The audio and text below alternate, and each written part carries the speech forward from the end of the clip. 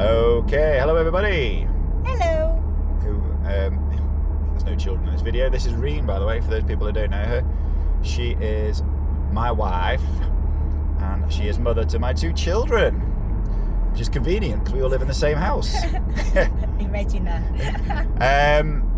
So where are we going, Reene? We're going to Salford Hospital We're going to to... see Rob, MND consultant.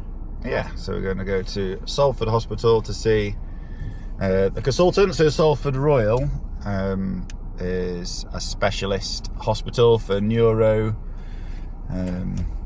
That's like a fun word to say, neurology. Don't even ask me to say it. And bizarrely, like one of our really close friends ended up coming to Salford Royal last year, 2 years ago.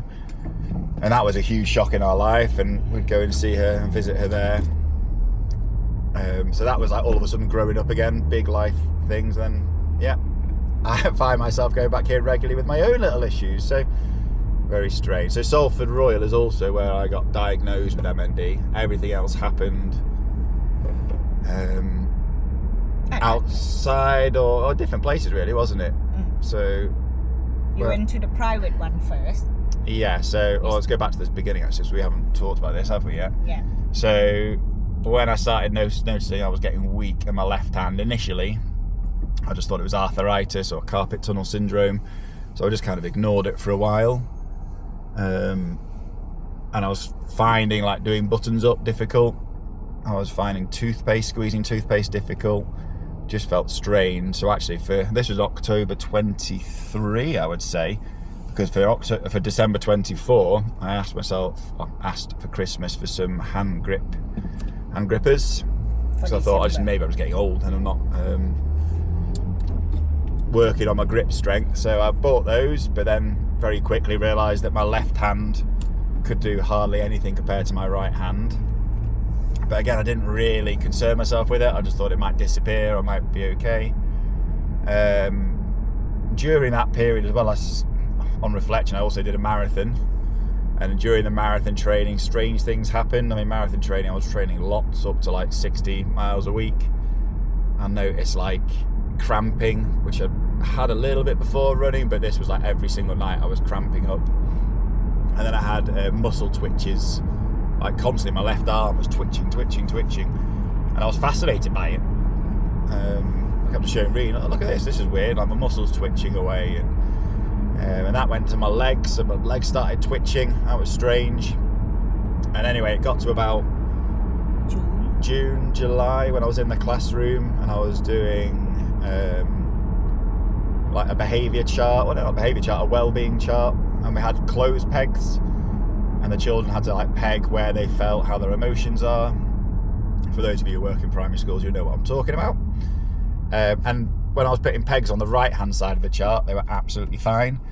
And the second I tried to put them on the left hand side of the chart with my left hand, I could do like 2, and then all of a sudden I just couldn't even squeeze the clothes peg in. Whatever I was doing, like however much force I thought I was pressing, I just couldn't get it to move at all.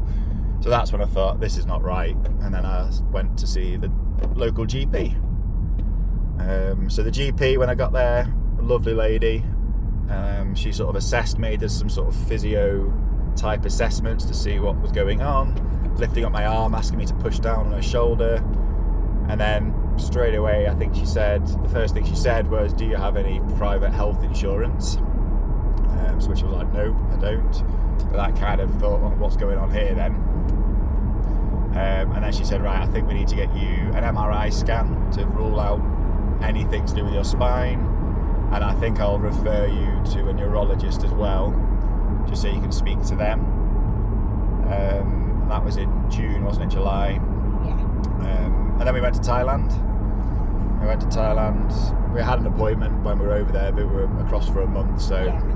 So we had to reschedule it after you come back. yeah. And during Thailand, like, I was noticing my grip strength was getting weaker, but it was all like entertaining. It was as twisted as it sounds. Along the way, we were joking with the kids that they have a rubbish hand. Yeah, so I said, I've got a rubbish hand, and then the boys and myself as well, we were playing like pinch games. Can I hurt the boys by pinching them with my left hand? And And they were like, what, is that it? You're not even trying? And then I'd do it with my right hand, and then, managed to hurt them. Whee! But they found it funny. They were entertaining, and that's how we kind of processed everything, really, wasn't it? Through humour. Yeah. And then I came back. Came back to Thailand. Came back from England. Sorry, I'll say that again. Came back to England and had an MRI scan, which was interesting. I've been curious through everything, really. My whole life, I'm just curious and I want to know more and find out stuff. So I was actually quite excited about the MRI scan to see what it was like. Noisy. Sounded like you're being inside a Spectrum computer loading for about 45 minutes. And anyway, that came back all clear.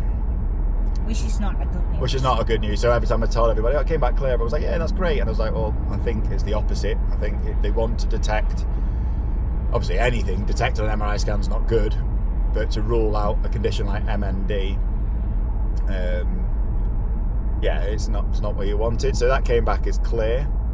One thing I didn't say as well, actually, so the doctor didn't mention anything about motor neuron disease, but on her clinical note she writes that you can access on your NHS app, she put down there suspected MND. At this point I was trying to find myself a private neurologist. The neurology appointments at the NHS, nothing came through. I had no confirmation. There wasn't even an appointment on there, and I was sort of warned that it could take up to 18 months, which is just scary. And luckily I had savings, so I managed to book myself a neurologist appointment and then managed to get a late cancellation. So I got really fortunate and I went to see a neurologist. Was the next thing I did on Saturday in Cheadle, yeah, the Alexandra Hospital. And a very similar thing to what the doctor did. Sort of just spoke to me about my condition, what I'm noticing, things I'm finding difficult, and then from there he sort of assessed me again. He noticed my leg was twitching, and they're called fasciculations, I've learned now. So that's where your legs are twitching. And when I was really curious about them, I was fascinated by it, but actually I've learned that it's the nerve or the neurons dying. And they're trying to find the pathway, and because they can't, they sort of bounce back. And I think my science may be correct, but those kind of fasciculations are where it's sort of struggling to make the connection. And at the end of that appointment, he says, so what do you think's going on with your body? So I mentioned the GP saying about suspected MND, and he just said, yeah, that's sadly what I think might be going on here, but we need to do a few more things to rule out any other possibilities. So there were blood tests which I had to do, like B12, quite a few others that I had done recently due to a water infection I'd had. All those came back with no issues. And then the next one was EMG and nerve conduction test, which that is an interesting test. Yeah, so I guess with MND, there's no test to say you've definitely got it. So it's like a clinical thing where they rule out everything else, and then they think, actually, yeah, this now fits what is correct with MND or motor neuron disease. So went back to the hospital, and there met a lovely consultant who was conducting the tests. So the first one was, they were basically like having a TENS machine firing electricity into your body to see how my nerves were reacting, and that was like sharp little pain, but nothing bad. If you've been on a TENS machine or any kind of electric through your body, it was okay. And that was interesting because sometimes my leg would really twitch when they fired the electricity through it. Other times nothing would happen whatsoever, so we'd move the pads around backwards and forwards to try and get, especially my left hand, to try and get it moving. And again, not much happening. And then after that, it was the EMG. I think that's the right one round. The EMG electrical. I call it a torture test. Yeah, it was like a bit like a torture chamber, and these were needles. So if you're scared of needles, this test is not for you. The needle is this big. And then he was putting needles into my muscles, like pretty much all my muscles on my left hand side, and that was like listening to the sound muscles make when they contract. So they put them in my leg, for example in my calf muscle, Stab it in your leg. Stabbed it in my leg, and then asked me to like contract my muscle and release, and it was picking up like a whirring woo, woo, woo, woo, woo sort of sound.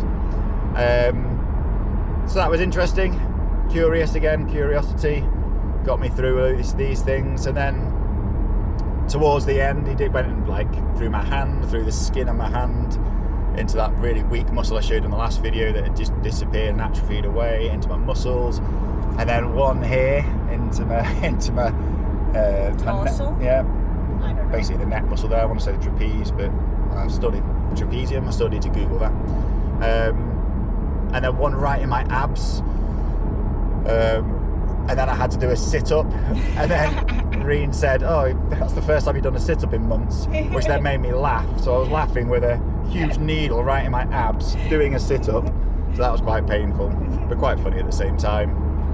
And then the final one, the last one, which she saved best to last, was like through